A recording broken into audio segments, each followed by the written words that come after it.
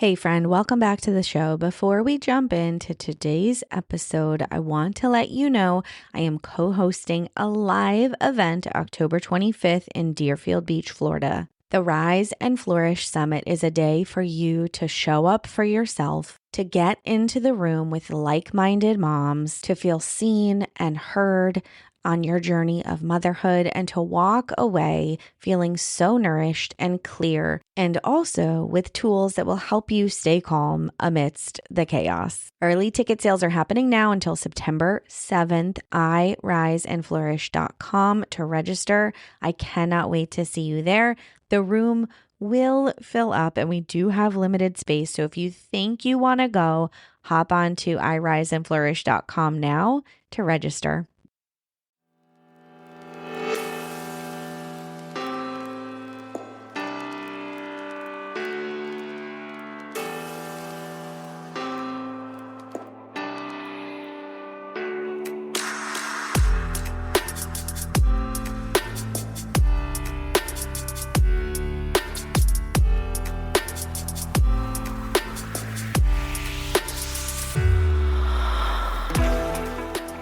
Hello, friends. Welcome back to the Raising Wild Hearts podcast. I am so excited to be sitting down with just you today. I'm doing a solo episode and I want to talk about motherhood. And specifically, I want to break down the question how to be a good mother. Oh my gosh, this feels sticky and juicy and honestly like a little taboo. Because what does being a good mother mean? And so right away, I'm going to throw the ball back at you and I'm going to ask you, what does being a good mother mean for you? So think of your perfect day, your perfect mothering day where you made all the right moves and did all the right things and you felt very connected to your kids. How did that show up and what did that look like for you? The trap we often get into when I Googled how to be a good mother, the first thing that came up was an assessment, like assess your motherhood type and your motherhood strengths. It was something like that. And I was like, ooh, that's interesting. And one of the traps I frequently fall into is let me get some more information. Let me consume something else. And at the end of the day, what it really is something externally telling me what I think I don't know. The answer is already inside of me. I know what my strengths are as a mother, and so do you. Another one of the traps that I fall into, I was talking to a fellow podcaster yesterday, and we were talking about imposter syndrome. And I said, do you know how it manifests for me? And she said, what? Tell me. And I said, because I talk about parenthood and mothering so much, I have this funny thing where I go, well, my kids are still young. I haven't gone through the teenager years yet. I haven't launched a kid out of the house yet. I don't know if I'm going to have a great relationship with my kids yet when they're in their 30s and beyond, right? And so I have this limiting thing where I go, well, I have like the proof isn't in the pudding yet. My kids aren't baked yet. Like they aren't raised yet. And I can't say like, look at how good I did because look how good my kids turned out. Whew. That is a deep one for me. And so when I break that down, I say, okay, well, something I've said before many times on this podcast is motherhood, the role of mother has almost nothing to do with your kids. Yes, you heard that right. Being a mother has almost nothing to do with your kids. Okay, yes, we're considered a mom, a mother, a mama when we have kids, right? But by definition, mother is our title, right? Does our success as a mother depend on the success of our kids? There's an old expression that I loathe. You tell me how you feel about this one. And it goes something like, you're only as happy as your unhappiest child. And if that's not codependent, I don't know what the fuck is. And listen, I get like when our kids are struggling, it affects us in deep ways. Of course, that's true. And I think a more empowered way to look at this is, okay, our kids are struggling. They are not me. I am not them. They are here on their own journey. Healthy individuation, healthy differentiation says, there's my child right there. That's where they begin and they start. And this over here is where I begin and I start. So in theory, their success has nothing to do with our success as a mother. I'm curious how that lands for you. Let me know. One of the things that I've known for a really long time is I was put on this planet. My divine assignment was and is and always will be, even when my kids are long gone and flown the nest, to be a mother. And so another trap that I can easily fall into is over-identifying with that role. Over-identifying with every single thing needs to be about my kids, for my kids. And in the beginning of my motherhood journey, that was certainly true. I was all obsessed, all consumed, which no wonder I had a postpartum anxiety attack, panic attack / like acute postpartum depression / spiritual awakening, whatever you want to call it. It was all of those things for me. More so though, it was an awakening to my true power and to how do I want to show up in this one wild and precious life I have, and how do I grow and how do I become a better version of myself, not a better version of myself on the hamster wheel of personal development or spiritual development, not that, just how do I ground in to who I really am and how I can show up to serve my family, period.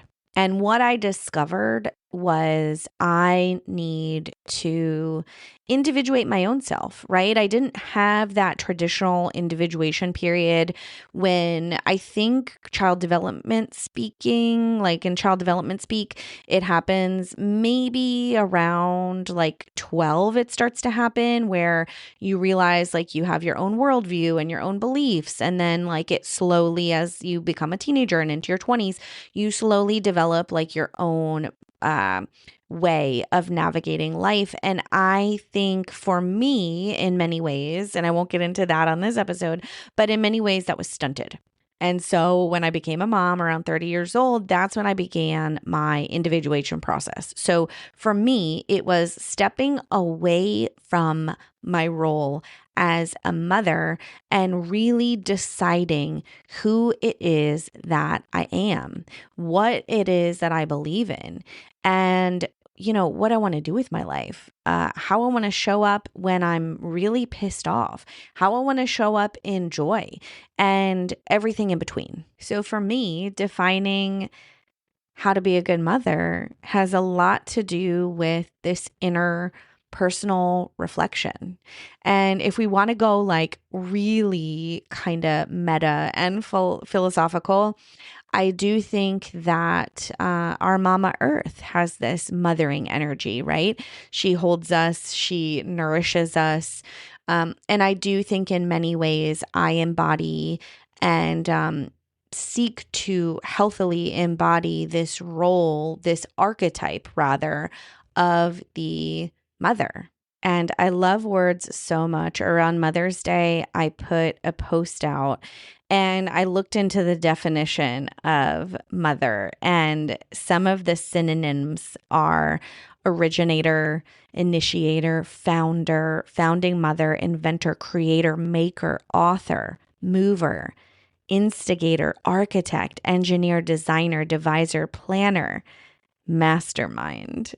And so I love associating those words with mother because we are the ones who dream up what our lives look like, and what our lives look like certainly affects what our children's lives look like. And it's the metaphor of tending the garden of the home, of the family, and tending it so that it is an environment which support, ideally, each one of our children's unique interests, talents, passions, purpose, struggles, etc. It sets them up to kind of bloom into and become the healthiest, most nourished expression of themselves. What an honor to be these master gardeners, these masterful planners and visionaries of our families. And for me, it's like truly the honor of my life. And I hope for you that this inspires you to look at motherhood in a different way, because there's a lot of shit that gets thrown at us in pop culture and this whole mommy wine culture, this whole you know, not hating on scary mommy, but scary mommy type culture who, we kind of, and I've done this before too, and I do this sometimes too, but we poke fun at and we're sarcastic about, and we roll our eyes about the kids going back to school and, all those monotonous tasks that motherhood involves. Oh, you want dinner again? Listen, I make that joke. I get that joke. And also, if we reframe how we look at motherhood, it becomes something it's so deeper than, yes, we're the chef, we're the school bus driver, we are the CEO of our households, we manage all these different calendars. Yeah, okay, we do that, whatever. But if we go just a few levels deeper than that, we are the originators, the nourishers, the founders of this little family system that we're creating. As I step into a new week here, my husband is traveling, and many of you know he travels for work quite a bit, and I'm the default parent, so to speak, a lot of the time. So as I'm stepping into a new week, and I invite you to ponder this in your own life, I like to kind of repeat this mantra of this is it, this is now, this is the work. Because oftentimes I think about all the plates juggling in the air, or the balls juggling in the air and the plates spinning. I've referred to this before, and I can get caught up in a mental analytical type place, this worry person. And instead, I like to just remind myself that this spot in the path that I'm walking, this little piece of trail that I'm on right now with my kids walking alongside of me, and my husband, of course, too, this is it right now.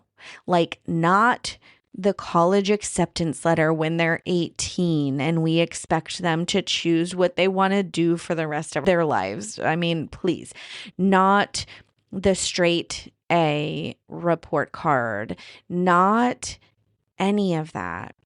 Right now, we have an opportunity to nourish ourselves first and then show up to nourish those around us right now. There is no better future. There is just the present. And so I'm going to be reminding myself this week, and I remind myself quite frequently, that the little things are the things that matter the most. When the glass of milk or kombucha or whatever it is that you've got on the table in your family, when the glass spills, right? How do we react? Do we take a beat and step away and take a breath and show up with a paper towel and say, yep, that happens? Or do we choose something different than that? When the siblings are fighting, and dear Lord, if you heard my episode with Dr. Jonathan Caspi about siblings, we've got some sibling squabbles going on over here. When they are bickering and fighting for the 570,000th time that day, what are we going to do? What are you going to do? I'm going to ask myself, what am I going to do? Because the little things, those little moments that we have, those little chances that we have every single day, many, many times a day, those become the big things. The little things become the big things. And so I always invite myself to pay attention to the little things. How we do one thing is how we do everything. Showing up in those monotonous, drudging, kind of slogging through, checking off the box times, showing up in those times in joy, in love, in service. In order to do that, though, we have to care for ourselves, showing up here for you, with you. This is one of the things I do to care for myself. I would do this no matter what. I show up for yoga every week. It nourishes my soul so much. I leave feeling like a different human. And there are many, many other things I do to show up for myself daily and weekly. And that's like not even the point here. I just invite you to ask yourself, what can you do for yourself this day, this week, this month that will really, really fill your cup to the brim so that you are overflowing, not only for yourself, but for the ones that you love. And I always like to add there, the ones that you don't love too. The person who cuts you off in traffic, the person at work who is just getting under your skin and you can't understand why this person won't see it the way you do. How are you showing up in all of those moments? That defines who you are as a mother, as a founder, as an originator. Who will you be this week? Love you guys so much. Thank you for being here. I love these chats. I invite you until next time to go out into the world and love someone well.